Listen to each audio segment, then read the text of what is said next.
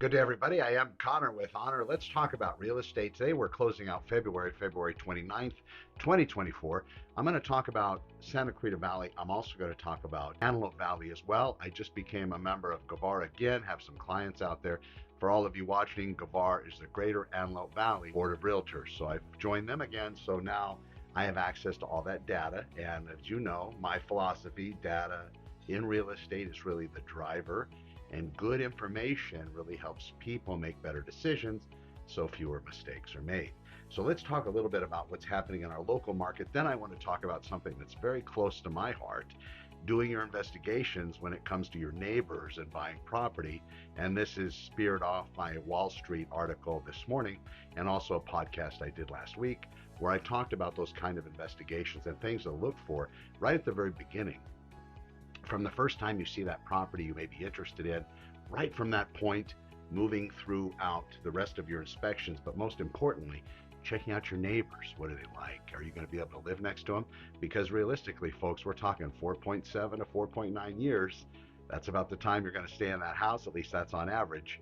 So if you're going to stay that long, I want to find out who those neighbors are and if they're going to be a good fit. The article talked about somebody purchasing a property that had an overzealous lady that lived nearby, and she was constantly yelling, very upset it seemed, and she just continued was going after, wanting to know, who they are, who the agent is showing the property, a total busybody. And it's cool to have that as a neighbor, but maybe not so close. In fact, busybodies are really good because they find out everything going on, and if you happen to have a visitor when you're not there, they'll be the first to tell you right when you get home. So they're good with that regard. But on the other side of the coin, well, they can be a little busy in your life too, correcting you, advising you, giving you advice that you probably don't want, totally unsolicited. So that's something that we'll talk about in a moment. But let's get to that local inventory. So we've crept up here over the past few days. We've been watching, we're down the 270s at the beginning of the week. Now we're at Thursday, we're at 290 active listings in all of the Santa Clarita Valley cities. And I also ran everything in the Antelope Valley, and they have 560 active listings. And this is all total now. Here's something interesting that you might not know. If you're searching online for real estate or you have an agent doing the recon, I've noticed that there are about 6 properties in Santa Clarita Valley that aren't in our local board as being for sale. So these are Antelope Valley agents that are just members of the Antelope Valley Board of Realtors or the Greater Antelope Valley Board of Realtors or GAVAR, and they don't have multiple memberships, or they don't have an affiliate membership here in Santa Clarita Valley, so that listing isn't being seen by any of the locals unless somebody maybe drives by and says, oh, there's a sign in the yard, or let's check it out. But other than that, depending on where the agents are searching for listings for their clients, or depending on when the clients are searching, they're not seeing these, which is very interesting to me. I have been a member of GAVAR before, and I understand that they don't share data with other boards like at least the Southland Regional Association does, but that's something interesting to note. And I don't know if it reciprocates, but there could be agents here that aren't members of GAVAR. Like, for example, for me to properties out there, it's easier for me to join instead of trying to get the information or listings for my clients from other people that are members of this board. It's easier for me just to get the membership myself, and it's an affiliate membership, not a full-blown membership, but I get access to all their data, so I get to use that for my clients. Something to consider watching the market and seeing that there are properties that you might be missing. So that's important to know. How you get around that, we'll find somebody that's a member of both, and they can send you both of those. Or maybe try the online search systems. But again, I always tell my clients to throw caution to the wind. It might be a little dangerous for you to go on those systems only because they get monetized by selling your personal and private information once you give it up. So understand that's their game. All right, so let's talk about this. So we have that 560 in Santa Clarita Valley. Of those active listings, we have 18 that are of the coming soon variety. I haven't seen anything odd or abnormalities that I typically do when I'm looking around. Again, this does pull in a lot of information. So we have, for example, I can tell you exactly what's happened, how many properties have canceled over the past 24 hours, and how many properties have actually been withdrawn. So this is Antelope Valley numbers. So 2 of their listings actually were pulled from being on the active market for sale. We have 3 properties in the Antelope Valley that have gone under contract. 20 properties have experienced price changes, and those are price changes in the reverse, so actually lowering of those listing prices. So 20 of those, 8 properties have expired, not selling within the contractual timeframes. 22 properties are pending. And in the past 24 hours, 21 properties closed escrow. Again, Greater Antelope Valley Board of Realtors. Going back to our local, I'll give you that information as well. So we had 4 coming soon listings in Santa Clarita Valley cities. Those are new, just been added in the last 24 hours. 12 new listings have entered the market for sale.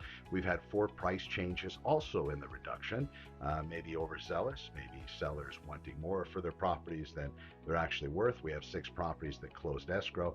10 properties went into pending status, which is an in-contract status, but a real secure one, meaning that that property is not really showing up online as being for sale any longer. Didn't have any expired in the last 24 hours. 1 canceled, 4 were put on hold. This happens a lot more frequently than it probably should. It basically makes a property disappear from the online systems.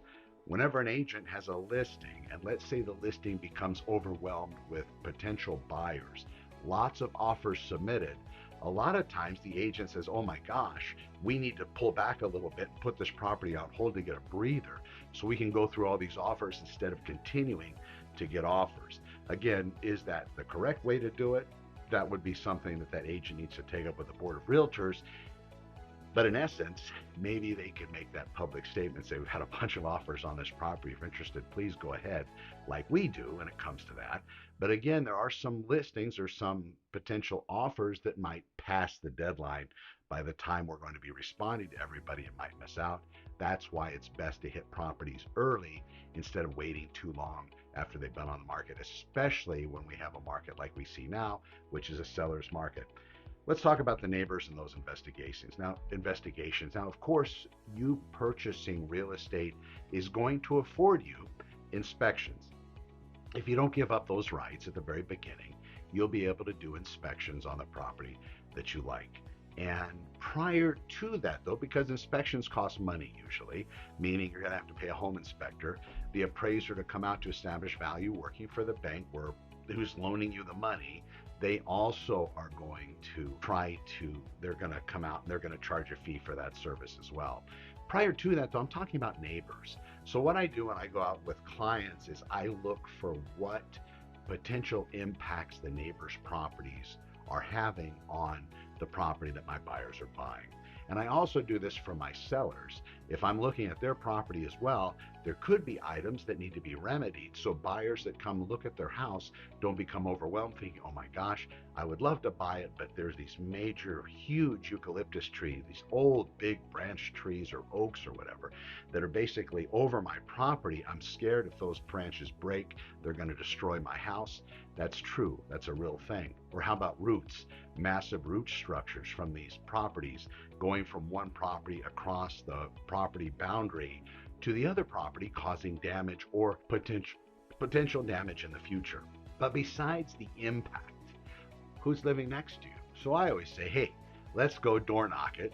Let's go introduce ourselves. I'll say I'm Connor with Honor, your agent, which is true, and you're the buyers. And how do you like living in the neighborhood? And then find out who they are. Are they a renter? Are they somebody that owns the property? Are they a relative? Are they just visiting? Or are they somebody that maybe maintains the property throughout the year? The sellers only show up every few months. Whatever it may be, at least you kind of know, and then you get it for them. Eventually, if you knock on enough doors, and I would recommend the properties that are in front across the street, if it's that configuration. I would also recommend the properties to the left and to the right of you. And also, if there are properties behind you, like up a slope or down or even on the same level, but there's no alley access, or even if there is an alley, maybe those properties back there, finding out who those folks are. And I don't mean doing a full-blown, online FBI investigation, finding out what bankruptcies they've had and all, which maybe criminal records wouldn't be bad. However, barring that, just talking to them, having a discussion. Eventually, you'll run into that chatty Kathy. She'll tell you everything about the neighborhood that you never wanted to know, but at least that way you get an idea. You're going to be living in this house, folks, for a while. My word of advice, make sure you check out the neighbors so you're comfortable in where you live. I'm Connor with Honor. We'll be back tomorrow. We have our Friday's update show. We're going to be talking about open houses in Santa Clarita Valley. I'll give my clients that information. When you're ready, reach out to me. And of course, you'll find me online, connorwithhonor.com. Be well, everybody. Please check out your neighbors.